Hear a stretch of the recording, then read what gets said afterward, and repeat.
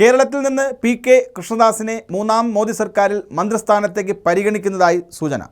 നരേന്ദ്രമോദി സർക്കാരുകളും RSSുമായി ഉണ്ടായ അകൽച്ച പരിഹരിക്കുന്നതിൻ്റെ ഭാഗമായി നിലവിൽ ചർച്ചകൾ നടന്നിരുന്നു.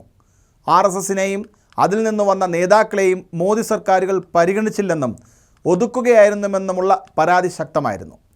RSSൽ നിന്ന് വന്ന BJP നേതാക്കളെ ഇത്തവണ മന്ത്രിസഭയിലേക്കും പാർട്ടി സ്ഥാനങ്ങളിലേക്കും കൂടുതലായി ഉൾപ്പെടുത്താൻ ചർച്ചകൾ ധാരണയായിട്ടുണ്ട്.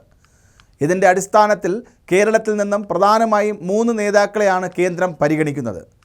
PK കൃഷ്ണദാസിനൊപ്പം MT Ramesh, AN Radhakrishnan എന്നിവരും പരിഗണിക്കപ്പെടുന്നുണ്ടെങ്കിലും മുതിർന്ന നേതാവെന്ന നിലയിൽ PK കൃഷ്ണദാസിനാണ് കൂടുതൽ സാധ്യത. കേന്ദ്ര മന്ത്രിസ്ഥാനം ലഭിച്ചില്ലെങ്കിൽ കൃഷ്ണദാസിനെ ഗവർണർ പദവിയിലേക്കെങ്കിലും BJP കേന്ദ്ര നേതൃത്വം കൊണ്ടുവരുമെന്നാണ് പാർട്ടി വൃത്തങ്ങൾ പറയുന്നത്. തൃശ്ശൂരിൽ മിന്നും ജയം നേടിയ സുരേഷ് ഗോപി മന്ത്രിസ്ഥാനത്തേക്ക് വരുമെന്ന് ഉറപ്പായിട്ടുണ്ട്.